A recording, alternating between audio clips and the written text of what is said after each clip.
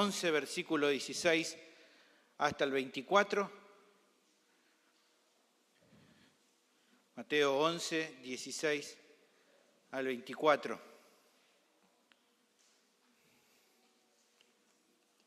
Vamos a continuar hoy viendo este nuevo pasaje. Gracias al Señor que estamos avanzando ya. Mateo 11, 16 al 24.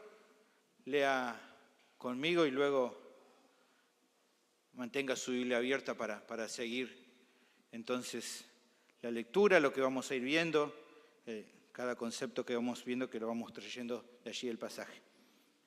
Leemos. Mas, ¿a qué compararé esta generación? Es semejante a los muchachos que se sientan en las plazas y dan voces a sus compañeros, diciendo, os tocamos flauta y no bailasteis, os endechamos y no lamentasteis, porque vino Juan, que ni comía ni bebía, y dicen, demonio tiene. Viene el Hijo del Hombre, que come y bebe, y dicen, he aquí un hombre comilón y bebedor de vino, amigo de publicanos y de pecadores. Pero la sabiduría es justificada por sus hijos. Entonces comenzó a reconvenir a las ciudades en las cuales había hecho muchos de sus milagros, porque no se habían arrepentido, diciendo, ay de ti, Corazín, ay de ti, Betsaida, porque si en Tiro y en Sidón se hubieran hecho los milagros que han sido hechos en vosotras, tiempo a que se hubieran arrepentido en cilicio y en ceniza. Por tanto os digo que en el día del juicio será más tolerable el castigo para Tiro y para Sidón que para vosotras. Y tú, Capernaum, que eres levantada hasta el cielo, hasta el Hades serás abatida, porque si en Sodoma se hubieran hecho los milagros que han sido hechos en ti, habría permanecido hasta el día de hoy. Por tanto os digo que en el día del juicio será más tolerable el castigo para la tierra de Sodoma que para ti. Oremos. Bendito Señor, te agradecemos por este momento que vamos a compartir tu palabra, que sea de edificación para nuestras vidas, que abras nuestro entendimiento y puedas hablar a nuestros corazones, Señor. Que al entender los textos que vamos a ver, los conceptos que allí están, podamos creer en ellos y ponerlos en práctica en nuestra vida para nuestro crecimiento, para nuestro aprovechamiento. Que hables a todos los que están en este lugar, Señor. Eso es mi mayor anhelo, que me ayudes a poder ser fiel, poder ser preciso y tu nombre sea glorificado en medio nuestro. Pido todo esto en el nombre de Jesús. Amén. El título del sermón es La desgracia de una fe superficial. Esta semana leía un pequeño relato, un testimonio que me hizo reflexionar. Este artículo se los comparto para que puedan escuchar con atención. Dice, se cuenta que el famoso general griego Alejandro Magno tenía entre sus filas un soldado muy cobarde que portaba su mismo nombre, Alejandro. En una ocasión el conquistador lo confrontó cara a cara y le dijo, o te portas como corresponde al nombre que llevas o te cambias de nombre. ¿Cuántos hoy que asimismo ostentan el nombre de cristianos, pero cuyo comportamiento en el mundo no se corresponde con el mismo ni da fe de ejemplo de Cristo? Deberían utilizar otro nombre. Algo duro de leer, ¿no? Pero interesante de pensar. ¿Por qué lo menciono? Bueno, porque justamente un poco de esto es lo que vamos a ver en la enseñanza de esta tarde. Encontramos a personas que se identificaban como religiosas, pero en que en realidad su manera de actuar no era coherente con la fe que decían profesar. No mostraban arrepentimiento al llamado del Evangelio y como resultado no se sometían a Cristo. Algo que podemos notar realmente paradójico. Ya lo venimos viendo, pero es bueno recordarlo, ¿no? Por tantos siglos, el pueblo de Israel supuestamente esperaba la llegada del Mesías. Canciones cantaban al respecto, oraciones hacían todo el tiempo al respecto. Pero ahora, teniéndolo delante de sus propias narices, con pruebas indubitables de su identidad, no se rendían al Mesías. No se rendían. ¿Por qué no lo hacían? Bueno, porque en realidad, a causa de su pecado, preferían seguir viviendo en una fe meramente superficial y no amoldarse a las normas del reino de Dios que el Mesías anunciaba. Normas que no eran nuevas, ya se conocían en parte desde el Antiguo Testamento, pero que fueron rechazando para implementar las suyas propias, creando sus propias normas. Y ahora, en ese momento que el rey de manera amorosa se presentaba, le dieron la espalda. Criticaron tanto al mensajero que lo precedió, ya sabemos, Juan el Bautista, como al mismo Mesías. Esto era realmente muy trágico, pero muy, muy trágico. Mostraban en verdad, como dice el título, la desgracia de una fe superficial. Mateo definió brindar este testimonio a sus propios oyentes para que vigilen sus propias vidas, para que entendieran que ser cristiano es más que solo considerar serlo. Es una vida que en arrepentimiento se somete por la fe diariamente a Cristo. Eso no lo salva a ese creyente, es Dios quien lo hace solo por gracia, como se nos dice en muchos pasajes, por ejemplo, Efesios capítulo 2, versículo 8, 9. Pero sí dejan claro que la fe que ese cristiano afirma tener es una fe genuina y no una copia meramente artificial. Así que te animo a seguirme con atención, porque estoy seguro que este sermón puede ser de exhortación y edificación para tu vida, así como lo fue para la mía cuando lo escribía. El tema del sermón es el siguiente: la fe superficial carece de arrepentimiento y sumisión a Cristo. Ese es el tema. La fe superficial carece de arrepentimiento y sumisión a Cristo. ¿Qué la caracteriza? Bueno, el pasaje presenta dos características que son las que vamos a ver esta tarde. La primera de esas características es críticas y excusas constantes. Eso es lo primero que caracteriza una fe meramente superficial, críticas y excusas constantes. El pasaje arranca con Jesús haciendo una declaración para su audiencia. Mas, ¿a qué compararé esta generación? Es semejante a los muchachos que se sientan en las plazas y dan voces a sus compañeros diciendo: os tocamos flauta y no bailaste, os endechamos y no lamentaste. ¿Qué quiere decir con esto? Bueno, hay una relación con lo que venía hablando, pero ahora con otro enfoque. ¿Se acuerdan? En el pasaje anterior se nos contó de los momentos de vacilación de Juan el Bautista y de la respuesta de Jesús. ¿Qué nos dejó claro esto? Que esa situación puntual de vacilación no reflejara que Juan fuera alguien infiel. Todo lo contrario, el Señor hizo una vindicación del servicio de Juan delante de las personas. Resaltó, ¿se acuerdan?, su carácter, su perseverancia. Una enseñanza que también pudimos extraer de eso fue que Cristo reconoce a cada uno de sus obreros, nunca los evalúa mal, no se queda con una foto de un momento, sino que mira la película completa. Con eso en mente es que Cristo en esta nueva sección empieza a hablar, pero con un tono distinto, que se ve aquí cuando empieza en el primer versículo, allí en el versículo 16, cuando él dice el más, o también podríamos decir, mejor traducido, el pero, y ahí empieza entonces a cambiar el tono. Él refleja la actitud de muchas personas con las que él había interactuado en aquel tiempo, a las que había enseñado, que había ministrado, que incluso antes también habían escuchado el mensaje de Juan, y que así todo continuaban cavilando en sus corazones respecto a abrazar su mensaje y seguirlo a él con fidelidad como el Mesías. Dicho de otro modo, el discurso de Jesús en esta sección no es igual que lo que dijo acerca de Juan. ¿Por qué? Porque hay una gran diferencia entre un momento ocasional de duda o vacilación como Juan tuvo, o la que puede tener cualquier otro creyente fiel, de la actitud constante de personas que incluso con todas las señales y las verdades brindadas se resisten a creer de verdad. Es muy distinto una situación de otra. Son justamente a este segundo grupo de personas a las que Jesús dirigió estas palabras. ¿Qué les dijo? Lo primero que hace es hacer una analogía para tratar de demostrar una realidad en estas personas. Cristo indica: ¿a qué compararé esta generación? Este era un recurso muy utilizado por los rabinos, el usar una comparación para ilustrar algo que quería demostrar o algo que quería enseñar, algo que quedara claro a la gente que escuchara. En este caso es como que Jesús estuviera diciendo a su audiencia: ¿cómo puedo ejemplificar el caso de esta generación judía que declara supuestamente amar a Dios, pero que todavía no se rinde a mí?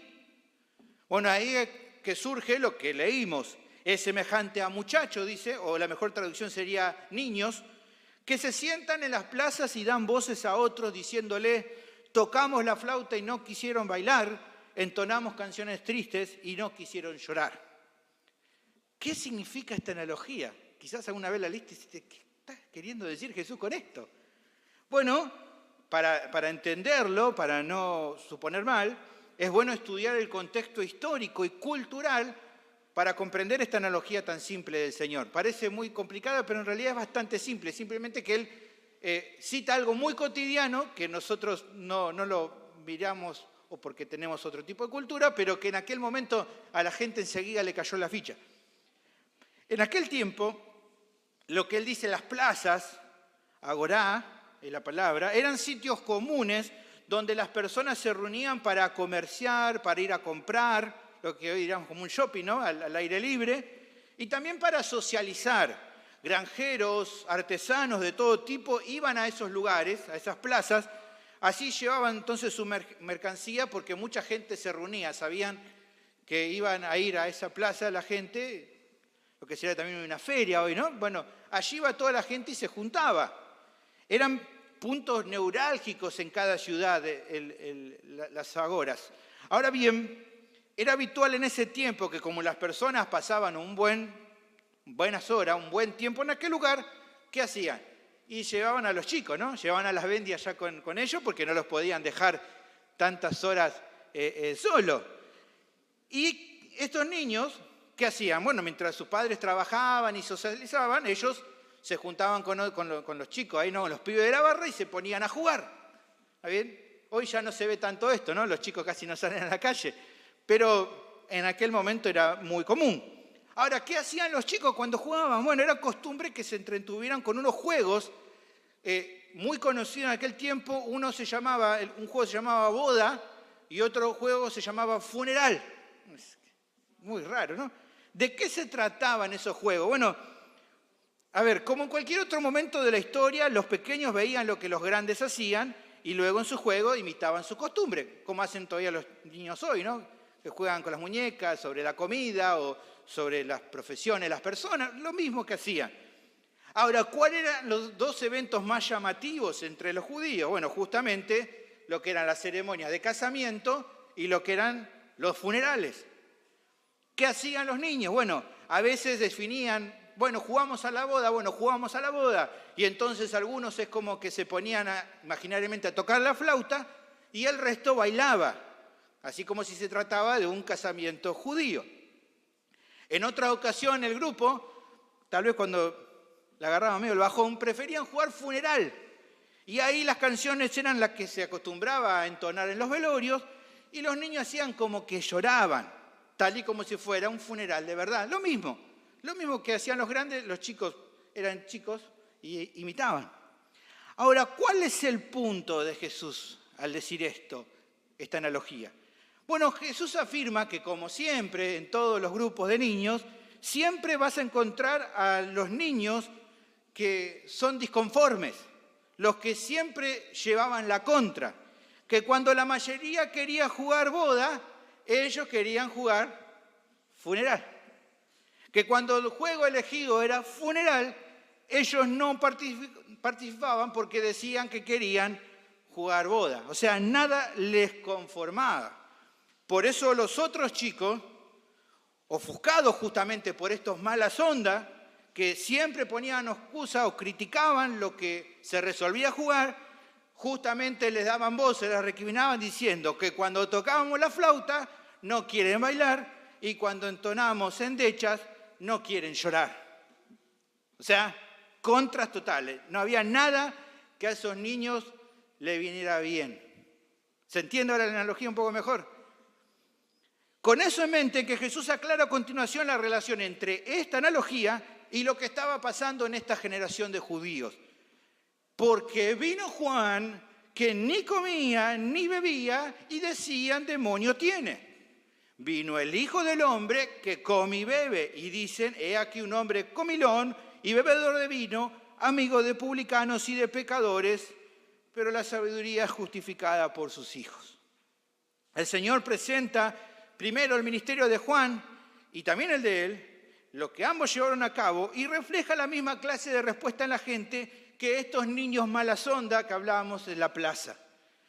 Cuando apareció Juan, como se nos informó antes, él vivió una vida austera, lejos de todo lujo y comodidad. ¿Se acuerdan? Mateo capítulo 3, versículo 4. Y Juan estaba vestido de pelo de camello y tenía un cinto de cuero alrededor de sus lomos y su comida era langostas y miel silvestre. Una vida austera, lejos de la comodidad. Su mensaje llamaba a las personas igualmente a que se arrepintieran y se volvieran a Dios de corazón antes que sea tarde. ¿Se acuerdan cómo era el mensaje de Juan? Él decía en el capítulo 3, versículo 1, en aquellos días vino Juan el Bautista predicando en el desierto de Judea y diciendo, arrepentíos porque el reino de los cielos se ha acercado. Este ministerio, el de Juan, es el que podía considerarse como el supuesto funeral. ¿Qué dijeron de él? Que por esta manera de servir y predicar el mensaje, era lógico seguramente que él tuviera un demonio. Un comentarista observa al respecto lo siguiente, escuche. Algunas personas se resintieron tanto del continuo énfasis que el Bautista hacía en el arrepentimiento y el juicio que lo acusaron de tener demonio. Juan les irritaba sus nervios inmorales y no espirituales, y por lo tanto arremetieron contra él. Lo toleraron por poco tiempo, disfrutando la novedad y lo emocionante de su predicación. Pero él no les permitía ser transeúntes neutrales, espectadores no comprometidos que oían y observaban sin ninguna decisión ni responsabilidad. Cuando vieron que no tenían alternativa, decidieron no creerle ni seguirlo. En lugar de aceptar la reprensión que Juan les hacía por lo malvado que eran, reprocharon su carácter. Acusaron al profeta que según Jesús no tenía igual y que era el más grande entre los que nacen de mujer, diciéndole que estaba endemoniado. Pero el Señor también prosigue hablando acerca de su propio ministerio. Dice, luego vino el Hijo del Hombre, en referencia a él como Mesías, que come y bebe, y dicen que soy un glotón y bebedor de vino y que me junto con publicanos y pecadores. Una acusación incluso peor que la anterior. Sabemos que Juan no era perfecto, pero sí era fiel. Sabemos que no estaba poseído por ningún demonio. Pero Cristo incluso era más grande, porque Jesús sí era perfecto en todo. Él era sobresaliente. El servicio que realizó siempre fue excelente. Incluso, pero sí podemos notar qué cosa. ¿Se acuerdan los momentos que hablamos? Él brindó un mensaje similar a Juan, llamando a las personas a que se arrepientan de su pecado y se volvieran a Dios. El mensaje, Mateo lo sintetiza y utiliza la misma palabra para que quede bien claro que los dos hablaban lo mismo. ¿Qué dice Jesús? Capítulo 4, versículo 17. Desde entonces Jesús comenzó a predicar y a decir, arrepentíos porque el reino de los cielos se ha acercado. Lo mismo que decía Juan, pero también lo rechazaron. También rechazaron el mensaje de Jesús. ¿Por qué? Bueno, alegando lo contrario de Juan. Decían que era una persona licenciosa y que vivía metido en los placeres de este mundo. Bueno, sabemos que nada que ver, que el Señor no era eso. Él llevaba una vida normal en cuanto a lo cotidiano, comía y bebía tal como lo hacía cualquier otro hombre. Socializaba con los demás de un modo común y corriente. Pero como se lo había estado viendo participando en reuniones donde había gente catalogada como pecadora, se lo incluyó en el mismo molde. Una burda calumnia, realmente. Por supuesto que en ocasiones accedió a juntarse con personas así, pero nunca él se contaminó de la maldad de estas personas. Su propósito fue claro en juntarse en esos momentos. Era justamente llevarles el mensaje de salvación a gente que lo necesitaba realmente y que estaba dispuesto a escucharlo. ¿Se acuerdan en capítulo 9 de Mateo, cuando él se junta con todos estos publicanos y pecadores y los fariseos le recriminan el hecho de que se junte con ellos? En el capítulo 9, versículo 12 dice, al oír esto Jesús les dijo, los sanos no tienen necesidad de médicos, sino los enfermos. Ir pues y aprender lo que significa misericordia quiero y no sacrificio, porque no he venido a llamar a justos, sino a pecadores al arrepentimiento. Jesús entonces sería en su propia analogía la fiesta, para estos muchachos disconforme con todo. Tampoco lo aceptaron. Entonces, cuando se los invitó a participar del velorio, Juan no le gustó. Cuando fue la boda, Jesús, tampoco lo quisieron.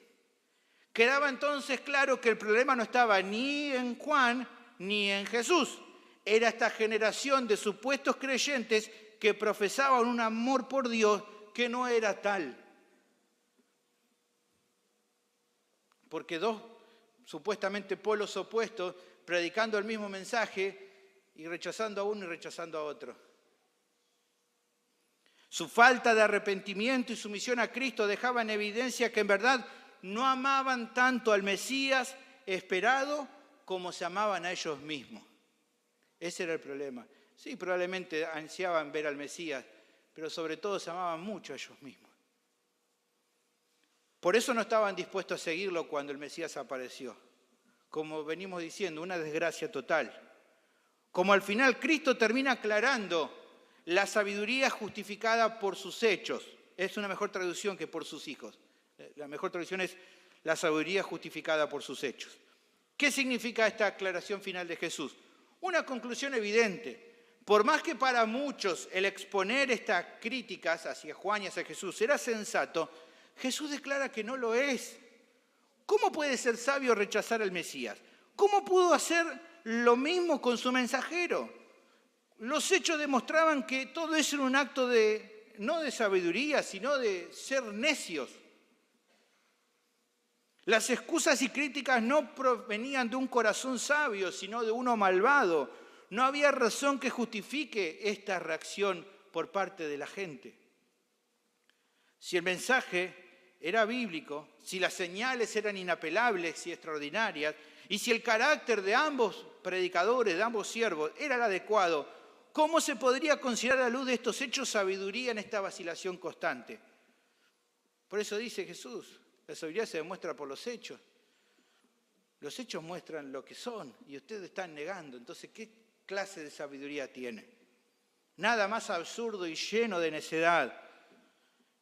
En definitiva, el concepto está claro. La fe superficial carece de arrepentimiento y sumisión a Cristo. ¿Qué lo caracteriza? Lo primero que el texto presenta son las críticas y excusas constantes. Ahora, creo que el relato de Mateo de esta sección debía llevar a la reflexión a sus propios oyentes. Mateo está contando una situación que había pasado en ese momento para su audiencia. Si como venimos advirtiendo, en cierta manera, el Evangelio según Mateo es como un manual de discipulado cristiano, en parte en esta acepción, en esta porción, presenta un patrón común de alguien que piensa que es justamente uno, un discípulo, pero que no lo es. Ya vimos por la enseñanza de Juan que es posible que a causa de sus luchas un cristiano fiel pase momentos de vacilación, de duda.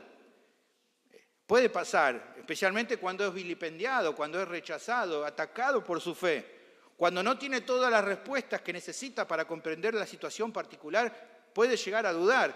Y es por eso, ¿se acuerdan que vimos la vez pasada? Se le anima a que vaya a Cristo para que el corazón de ese creyente sea pastoreado por Él. Pero escuchen, esta sección no es lo mismo.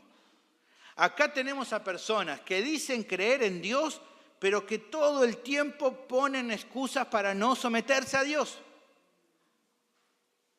Que se la pasan criticando y a veces hasta difamando a las iglesias, a miembros de iglesias, a líderes de iglesias, no tanto porque realmente les importe mucho la verdad, sino más bien porque en lo profundo lo que no quieren es someterse al Señor. Van a tratar de encontrarle, por así decirlo, la quinta pata al gato en detalles sin mucha importancia, o incluso en algunos casos hasta inventando cosas, pero no reflejan el mismo entusiasmo para tratar de mortificar las cosas en su vida que el mensaje de Cristo lo está instando a que deje. Hay gente así por la vida. No hay coherencia entre su supuesto malestar por cosas insignificantes en comparación con lo que es evidentemente malo y que no acceden a abandonar. Y para no sentirse mal con sus conciencias, pasan el tiempo y siguen poniendo palos en la rueda de la verdad a aquellos que incluso ven que no está bien en su vida y que el Señor les pide que hagan morir y siempre ponen excusa. Y siempre es más fácil echarle la culpa a tal o cual o decir que no, vos me dijiste, el otro dice, pero mirá el otro lo que es, mirá. Y siempre excusa por la excusa misma de querer justificar su falta de sometimiento, de humillación. ¿Por qué hacen esto? Porque así evitan hacerse cargo de lo que demanda la senda de Cristo, que como ya hemos estado viendo es la senda de la autonegación y la de morir uno mismo. Y así conocemos casos de personas que andan por ahí, boyando de iglesia en iglesia indefinidamente, sin compromiso con ninguna, y que justifican su actitud en encontrar siempre el defecto a algo o a alguien, pero que nunca pueden encontrar que el problema también está en ellos mismos. Con el tiempo terminan demostrando que el foco está que no quieren rendirse al mensaje de Cristo. Es lo que revela su falta de arrepentimiento, por más que no se hagan cargo. Un famoso erudito dice algo como esto: el hecho es que cuando la gente no quiere tomar en serio la verdad, les es muy fácil encontrar una disculpa para no hacerle caso a la verdad. Ni siquiera procuran ser consecuentes en sus críticas. Criticarán a la misma persona o a una misma institución desde puntos de vista opuestos. Si la gente está decidida a no reaccionar ante algo, se mantendrán testarudamente insensibles cualquiera sea la invitación que se les haga. Pero escuche, por favor les pido, más allá de que uno conoce casos de personas que andan así, esto me hace pensar en que probablemente haya personas que hoy mismo aquí, en este sitio, no en otro lado, acá en este sitio, estén viviendo este mismo patrón en sus vidas. No quieren someterse a la verdad.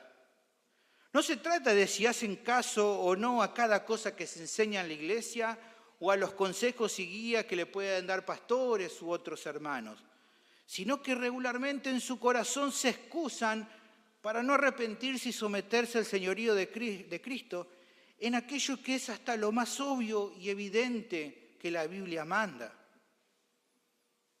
Incluso sin mucho esfuerzo, sin que mucho se les tenga que exhortar, hay personas que saben que lo que uno le está mostrando o lo que ellos mismos leen en la Biblia es así como tienen que hacerlo y no lo hacen. Y siguen poniendo excusas, siguen criticando y no se hacen cargo.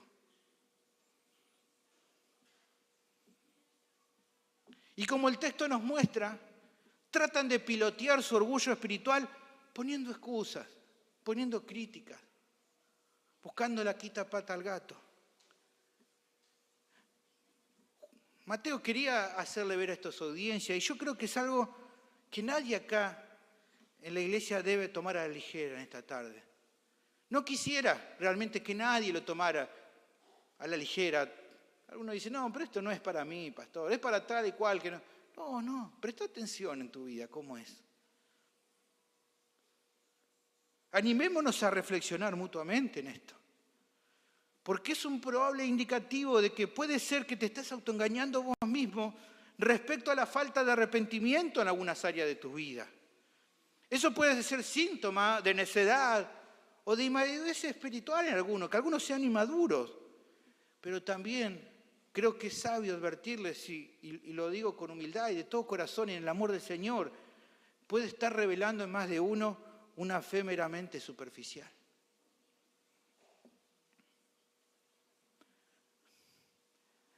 La segunda característica que el texto presenta, que caracteriza una fe meramente superficial, que no se arrepiente y no se somete al Señor, es indiferencia espiritual. El pasaje prosigue con Jesús declarando palabras más fuertes e intensas. Dice versículo 20, entonces comenzó a reconvenir a las ciudades en las cuales había hecho muchos de sus milagros, pero porque no se habían arrepentido, diciendo, ¡ay de ti, Corazín! ¡Ay de ti, Betsaida! Porque si en Tiro y en Sidón se hubieran hecho los milagros que han sido hechos en vosotras, tiempo que se hubieran arrepentido en silicio y en ceniza. Por tanto, digo que en el día del juicio será más tolerable el castigo para Tiro y para Sidón que para vosotras. Y tú, Capernaum, que eres levantada hasta el cielo, hasta el Hades serás abatida, porque si en Sodoma se hubieran hecho los milagros que han sido hechos en ti, habría permanecido hasta el día de hoy. Por tanto os digo que en el día del juicio será más tolerable el castigo para la tierra de Sodoma que para ti. Un texto todavía más fuerte que el anterior. Analicemos algunos asuntos del pasaje para poder entender lo que Mateo está contando. Por un lado, lo que el Señor estaba por hacer, Él comienza a reconvenir, la palabra es oneidizo, a algunas ciudades, esto es, hacerles un reproche, una reprensión muy fuerte. Estas ciudades, Corazín, Betsaida, Capernaum, eran sitios en los cuales Él había hecho muchos de sus milagros, dice el texto. Capernaum, como ya vimos, era la ciudad donde Él estuvo habitando durante gran parte de su ministerio. Los otros dos, Corazín y Betsaida, eran pueblos no muy alejados de Capernaum, solo a unos cuantos kilómetros.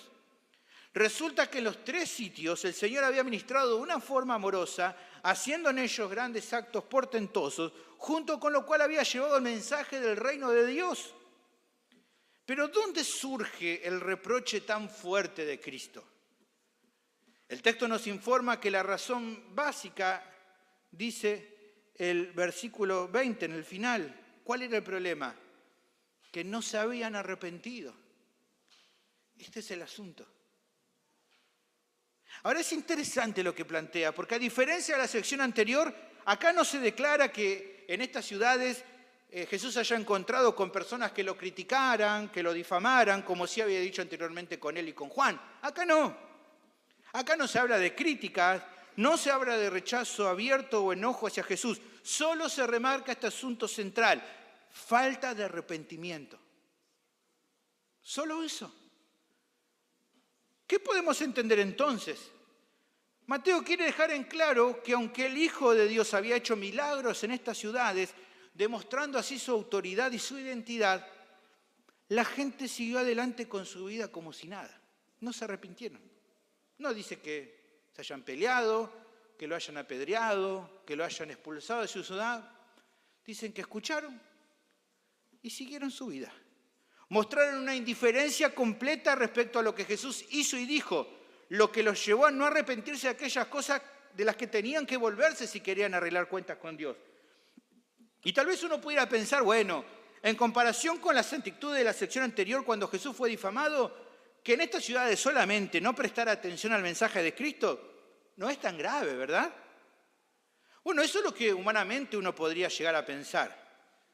Pero por lo que vemos acá, en la mente de Dios no es así. No es así.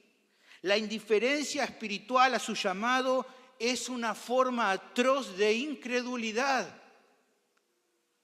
No es un chiste, no es un juego ser indiferente al llamado de Dios al arrepentimiento. Menosprecia de modo tan grande a Dios al punto que Él ni siquiera es un asunto sobre el cual para estos impenitentes valga la pena discutir o pelear. A diferencia de los primeros versículos, acá el asunto es que a Jesús no se lo estaba tomando suficientemente en serio como para llegar a criticarlo. Este es el foco. Estas ciudades siguieron transitando sus vidas con normalidad, en sus trabajos, en sus negocios, estudiando, atendiendo su hogar, divirtiéndose, haciendo muchas cosas. Sobre todo seguramente también en su tradición religiosa de siempre. Nada cambió. A pesar de que el Hijo del Hombre no solo hizo milagro nunca visto, les anunció que el reino de los cielos se había acercado y que tenían que arrepentirse y volverse a Dios de corazón. Es por todo esto que las palabras del Señor en su reproche son las que leímos. ¡Ay de ti, Corazín! ¡Ay de ti, Betsaida! Los ayes eran usados en ocasiones en aquel entonces para expresar un sentimiento de dolor por algo. En otros momentos apuntaban a una denuncia o una advertencia. Pienso que nuestro texto se enfoca más en el segundo caso. Acá está Jesús más advirtiendo, más denunciando. Cristo expresa el malestar divino contra estas ciudades, porque a pesar de todo lo que vieron y de escuchar todo lo que escucharon, continuaron viviendo sus vidas como si nada. Como si el que les habló no les hubiera hablado de parte de Dios. Como si las señales no fueran las señales que autenticaron su autoridad divina. A esta gente no les importó. Y por esto Jesús les advierte que su indiferencia les iba a traer aparejado consecuencias muy graves. Incluso mayores que la de otras ciudades donde las señales y el mensaje del cielo no fueron tan patentes. Así Jesús desarrolla su denuncia primero hacia Corazín y Betsaida. Si en Tiro o en Sidón se hubieran hecho los milagros que habían sido hechos entre ustedes, tiempo hace que ya se hubieran arrepentido en silicio y en ceniza. La mención de Tiro y Sidón buscaba que justamente el reproche sea más duro, ir más directo al corazón de estos judíos. Tiro y Sidón eran para los judíos de Galilea, justamente personificaban la corrupción pagana que ellos tanto despreciaban. Estos pueblos realizaban actos de adoración al dios Baal, la inmoralidad, la impiedad, la violencia, todas cosas horribles y horrendas, eran cuestiones habituales en Tiro y en Sidón, incluso al punto de ser aceptadas como normales dentro de su ámbito social y religioso. Para la ética judía de aquel tiempo era abominable la manera de vivir de Tiro y Sidón. Entonces lo que el Señor declara tendría que haber sonado muy fuerte seguramente entre sus oyentes. Él declaró que estas dos ciudades, incluso siendo tan impíos como eran, se habrían arrepentido en silicio y ceniza, dos elementos que en aquel momento se usaban para demostrar una contrición grande, si hubieran tenido los privilegios de Corazín y Betsaida. Jesús trae a colación estos lugares para hacer una comparación que es muy triste de pensar, pero que es un concepto clave de esta porción. La religión farisaica y tradicional de los judíos en estos sitios de Galilea les cegó más en cuanto a Dios de lo que las religiones paganas pudieron hacerlo con los gentiles de Tiro y Sidón. ¿Cómo poder estar seguros de eso? Bueno, Jesús lo dice acá, porque si a esas personas les hubiera llegado la luz que recibieron estos pueblos impenitentes, no hubieran permanecido en el tipo de indiferencia espiritual hacia el Dios verdadero que Betsaida y Corazín mostraron. ¿Cuál es la conclusión de todo esto? La que Jesús advierte. En el día del juicio final, cuando todas estas personas se presenten delante de Él, el castigo eterno que los pueblos paganos recibirían sería más tolerable que con estos judíos que decían amar al Señor, pero que solo vivían una fe meramente superficial. ¿Se imagina? ¿Se puso a pensar usted? Es algo realmente paradójico. Muchos pudieran pensar que los más castigados por Dios serían aquellos que vivieron en mayor inmoralidad o maldad que otros que vivieron una vida honesta y tranquila, pero que a diferencia de los primeros escucharon el mensaje de Cristo y no se arrepintieron. Bueno, a esto le faltó solamente aceptar el mensaje, pero se portaron más o menos bien, no como los otros que anduvieron descontrolados. Bueno, nada que ver. Nada que ver. Los segundos recibirán peor tormento y aflicción eterna. Peor. ¿Por qué? Porque una mayor luz conlleva una mayor responsabilidad para aquellos que la recibieron y así todo no se quisieron arrepentir.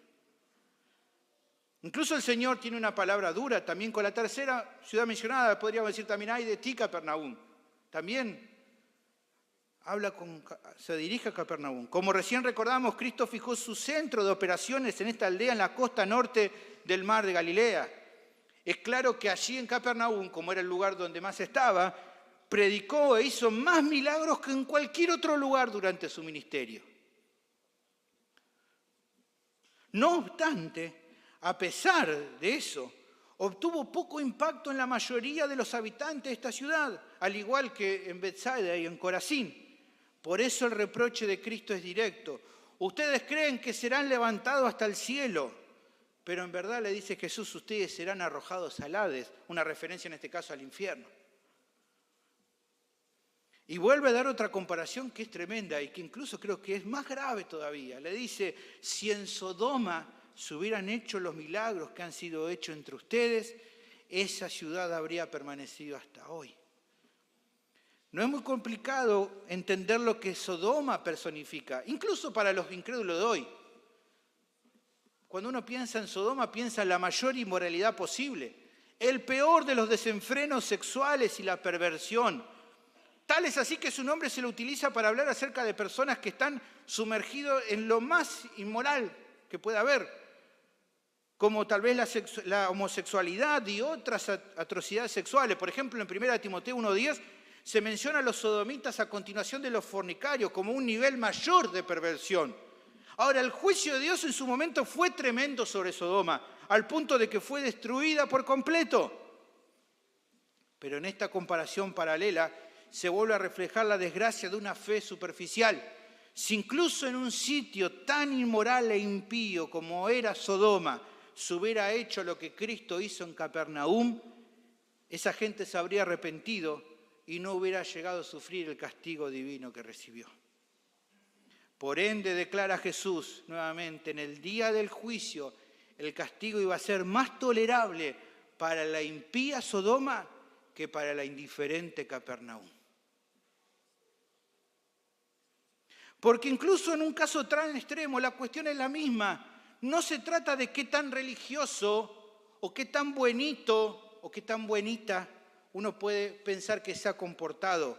Si una persona no se arrepiente de su pecado y se somete en humildad al Señor, de nada le sirve identificarse con el pueblo escogido de Dios o profesar cierta afinidad con Él. Si la palabra de Dios no produce un cambio en el corazón, haber recibido más luz solo representa mayor condenación en el día del juicio para aquel que la recibió y no se arrepintió. El autor de Hebreo en capítulo 10, versículo 26, le está hablando a creyentes o le está hablando a personas que pertenecen a una iglesia que él conoce. Muchos están luchando por mantenerse, otros ya están pensando en rendirse, en volverse a la vieja vida. Y él entonces le dice de una manera tajante en capítulo 10, versículo 26, porque si pecáramos voluntariamente después de haber recibido el conocimiento de la verdad, ya no queda más sacrificio por los pecados, sino una horrenda expectación de juicio y de hervor de fuego que ha de devorar a los adversarios. Mateo presenta todo este reproche a sus propios oyentes para que entendieran con claridad también ellos que la fe superficial carece de arrepentimiento y sumisión a Cristo. ¿Qué la caracteriza? La segunda característica que el pasaje presenta es indiferencia espiritual.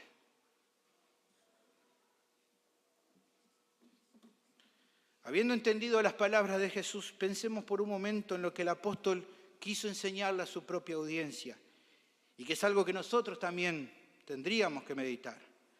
En estas ciudades mencionadas la gente decía temer a Dios, profesaban respeto por su ley.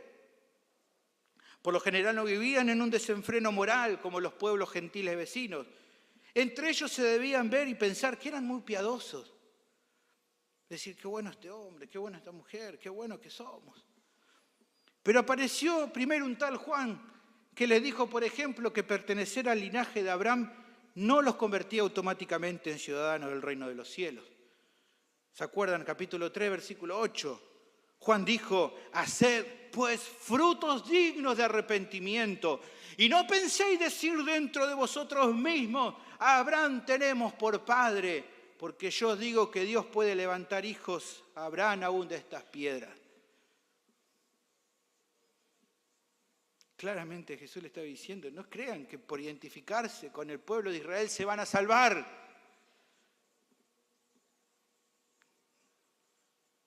Pero apareció también luego tras él el Mesías, que le demandó que dispongan su vida para seguirlo y para servirlo en su mies, como le dijo, por ejemplo, en capítulo 9, versículos 37 y 38.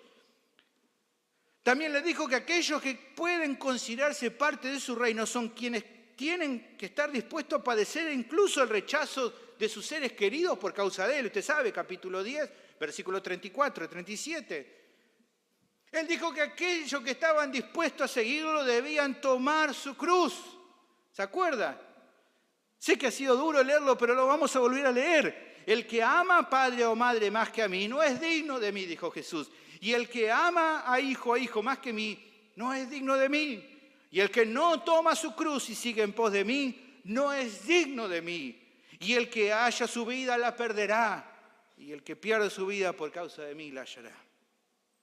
Incluso dijo que el foco no estaba en esperar algo bueno para el tiempo actual, sino que el plan de Dios era entregar sus vidas en este tiempo para ganarla y para obtener recompensas eternas. ¿Cuál fue la respuesta de la mayoría a este mensaje del Señor? El seguir viviendo en sus propios caminos, tratando de disfrutar de una vida tranquila, próspera, enfocados en su familia, en intentar ser un buen esposo, una buena esposa, un buen padre, una buena madre, enfocados en sus trabajos, en solamente ganar plata, en ganar mucho dinero, en cambiar cosas, en cambiar el carro, hacer más grande su casa, en sus planes, sus sueños, proyectos personales, todas cosas que podían ser lindos y que muchas de ellas no tienen ningún problema, pero ninguno pensando, sino todos queriendo alejarse del camino que Cristo demandaba seguir. ¿Tratar de ser una buena persona? Sí, por supuesto. ¿Tratar de ser un buen padre, un buen esposo? Sí. ¿Tratar de progresar en la vida? Sí, pero tomar la cruz, no, eso no es para mí. Amar a Cristo sobre todas las cosas, no, eso no es para mí. Más que mi propia vida, eso no me cierra, demasiado. Hasta ahí no llego, te la debo, no. Sin que les importe mucho aquello que Él pedía. ¿Qué mandaba el Señor Jesús? Arrepentimiento y sumisión completa a su voluntad. No en las cosas que me gustan. ¿Se acuerda el muchacho que fue y le dijo, Señor, ¿qué tengo que hacer? Y él le dijo, ¿conoce los mandamientos? Sí, todo lo obedeció tu juventud. Ah, perfecto, andá a vender todo lo que tenés de hacer a los pobres y seguime. Ah, no, eso no. Nuevamente, no porque estuviera mal el tener dinero, era porque eso es lo que en su corazón tanto amaba, más que a Cristo, y que no estaba dispuesto a dejar. En definitiva, esto mostraba una indiferencia espiritual, maquillada con ciertos actos moralmente adecuados, pero que no los iba a salvar de la condenación al trono de Dios a causa de su falta de arrepentimiento. Su vida actual les podía otorgar un buen pasar, pero no era algo que agradara a Dios. Esa es la advertencia del texto para todo aquel que piensa de la misma manera. Todos deberían pensar en esto, todos deberíamos pensar. Los pequeños, los grandes, los niños, adolescentes, jóvenes, ancianos, ay de aquel que fuera indiferente al Evangelio de Cristo. Ay de aquel que escucha que Cristo le dice arrepentite y no se quiere arrepentir y quiere seguir la vida con indiferencia, diciendo ya lo voy a pensar mañana, pastor, ya lo pensaré más adelante si voy a arrepentirme o no. La historia no ha cambiado mucho desde los tiempos de Jesús hasta ahora. Muchas personas hoy siguen viviendo en indiferencia al reino de los cielos. ¿Y saben una cosa? Así va a ser hasta su regreso. Jesús lo adelantó en Lucas capítulo 17, versículo 26. Como fue en los días de Noé, así también serán los días del Hijo del Hombre. Comían, bebían, se casaban, se daban en casamiento, hasta el día en que entró en él el arca y vino el diluvio y los destruyó a todos. Asimismo sucedió en los días de Lot. Comían, bebían, compraban, vendían, plantaban, edificaban. Mas en el día que Lot salió de Sodoma, llovió del cielo fuego y azufre y los destruyó a todos. Así será el día en que el Hijo del Hombre se manifieste. ¿Cómo será?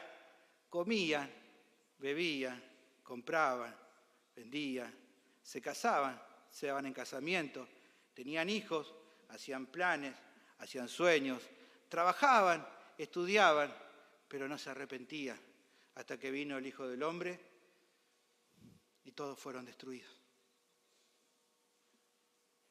Pero en el día del juicio final será más tolerable el castigo para quienes se entregaron con mayor avidez al pecado que para aquellos que oyeron y nunca de verdad rindieron su vida a Cristo.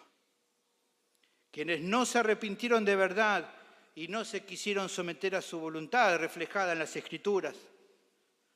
Un viejo comentarista del siglo XVIII así lo advirtió: cada oyente de la verdad del Nuevo Testamento es o mucho más feliz o mucho más infeliz que los hombres que vivieron antes de la venida de Cristo. ¿Por qué? Porque está más seguro en Cristo o más condenado en su pecado.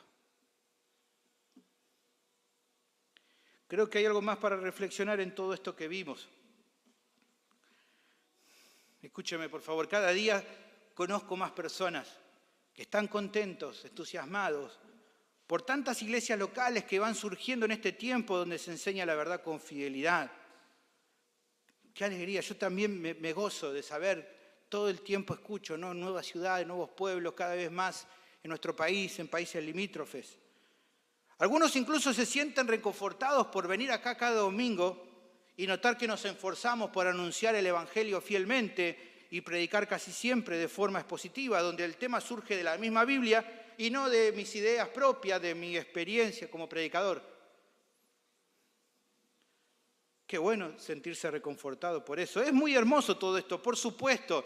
Y les pedimos, como siempre, oren, hermanos, para que siempre sea así, para que siempre se escuche del púlpito el Evangelio con fidelidad, para que siempre se escuche la palabra tal cual como está fielmente. Pero,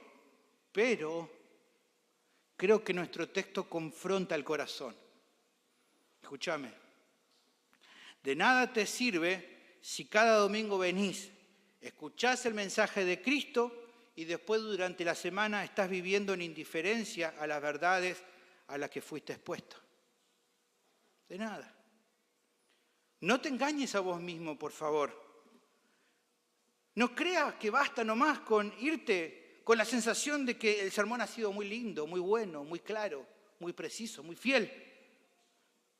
El Señor espera que quienes son discípulos fieles a Él sean aquellos que no solo escuchan el mensaje, que no solo les gusta, lo asienten, sino que se humillan de corazón, que se arrepienten y tratan de someterse a diario a las verdades que recibieron.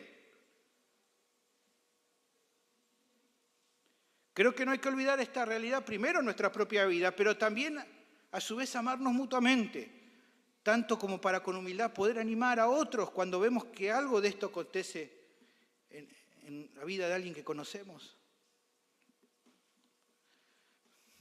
Muchos están contentos, agradecidos a Dios por escuchar la verdad. Incluso muchos que están acá agradecidos a Dios porque tal vez salieron de un lugar donde no les hablaban la verdad. Y qué bueno que ha sido Dios en traernos a un lugar donde nos escuchamos la verdad. Qué bueno. Yo sé que algunos piensan, pobres aquellos que van a una iglesia carismática o donde no se enseña sana doctrina, que creen estar recibiendo la verdad, pero lo que les enseñan es falso. Sí, pobres. Pero yo agregaría otra idea. Más pobres son aquellos que van a una iglesia donde se les enseña bien la verdad y se mantienen imperturbables a esa verdad. Más pobres son esos. Ojo, por favor. Podés estar pensando que tenés fe, pero en verdad esa fe es netamente superficial.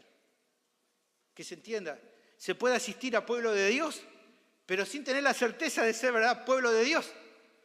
La iglesia de Cristo, real, que le sigue y le sirve.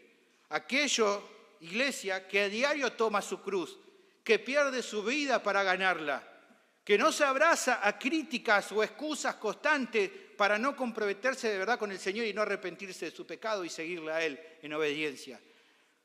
Esa iglesia que no se conduce con indiferencia espiritual, tratando de simular lo que no es, engañándose a sí mismo, pero sin percatarse de que a Dios nadie le puede engañar. Dios te conoce. Sabe si estás de verdad arrepentido o no. El autor de la carta a los Gálatas lo dice con claridad. Pablo dice, no os engañéis, Dios no puede ser burlado. Pues todo lo que el hombre sembrare, esto también segará. Porque el que siembra para su carne, de la carne segará corrupción. Mas el que siembra para el Espíritu, del Espíritu segará vida eterna. Por eso, en el amor del Señor, con humildad, los animo a todos en esta tarde a que piensen en esto. Piensen, por favor. Piénselo por un momento. Que ninguno se mantenga viviendo en una fe superficial que carezca de arrepentimiento y sumisión a Cristo. Si ves que tu vida se parece a las características mencionadas en este sermón, no esperes más. No importa si en tu caso sos alguien que años atrás, justamente en tu vida había amor y devoción por el Señor, pero ahora no. O no importa si sos alguien que estás notando que nunca de verdad te rendiste a Él y solo lo has seguido hasta acá de lejos, que tal vez has venido todo este tiempo a este lugar y nunca has visto que realmente te hayas arrepentido, porque no ves que te rendía tu vida a Cristo de verdad. Sea como sea tu caso, en esta misma tarde podés venir al Señor. Hoy podés venir al Señor. Ya oíste más temprano el evangelio que se predicó, lo que Cristo hizo para salvarte. Reconoce tu indolencia espiritual, humillate ante Jesucristo, arrepentido y con fe, confesale la verdad acerca de tu condición y de corazón pedile que obre en tu vida. Pedile que te limpie de tu maldad, que te perdone por todo este tiempo en el cual solo hubo críticas, excusas, indiferencia espiritual o cualquier otro asunto que en tu mente y corazón te llevaron hasta acá a no rendirte a Él. Su promesa preciosa es que todo que venga a Él humillado y arrepentido, Él no lo va a echar fuera. Simplemente me queda preguntarle, ¿qué harás en esta tarde? Vení a Cristo, por favor. No lo pospongas más. Oremos. Bendito Señor, te agradecemos por tu palabra, que a veces consuela, a veces confronta, nos hace reflexionar, Señor, nos hace pensar, me hace pensar, Señor, en mi corazón primero, en cómo me llamás a mí y a cada persona a que podamos arrepentir nuestro pecado y volvernos a buen fe. Algo que no es solo para un momento de la vida, es para toda la vida. El cristiano verdadero vive su vida en arrepentimiento y fe todos los días. Señor, probablemente haya personas aquí que han sido indiferentes hasta aquí, hasta el mensaje, que tratan de simular, portarse bien, pero que saben en su interior que aún no han rendido su vida a Cristo. Todavía aman muchas cosas antes que vos y no están dispuestos a rendirse, a rendir todos los pies de la cruz. Que hoy pueda ser el día que se den cuenta que eso lo está llevando por un mal camino. Probablemente hay personas que ponen excusas, que critican, se enojan y en definitiva en su corazón no se rinden. Que el motivo por el cual ponen todas esas excusas no es porque realmente les importe la verdad, sino porque no quieren abrazar la verdad. Y en algo que notan en su vida, que lo está llamando a que tienen que hacer morir, no lo quieren hacer morir. Señor, que puedas obrar en esos corazones también. Que todo esto que hemos oído nos lleve, Señor, realmente a humillarnos de corazón, a no vivir una vida cómoda en esta vida, creyendo que esta vida es todo lo que tenemos, viviendo un cristianismo meramente superficial, una fe artificial que dice amar a Dios, pero que realmente se ama mucho más a sí mismo. Que viene personas que vienen domingo tras domingo y no abrazan de verdad a Cristo y siguen viviendo como si todavía tuvieran tiempo, sin darse cuenta de la situación lamentable en la que se encuentran. Señor, hacenos ver estas verdades, obra en los corazones en esta tarde y llévanos a la cruz, a renunciar a nuestras vidas para ganarla, a morir a nosotros mismos tomando la cruz y seguirte como es tu voluntad. Te agradezco por este tiempo, en el nombre de Cristo Jesús. Amén. Pongámonos de pie, hermanos, y vamos a terminar.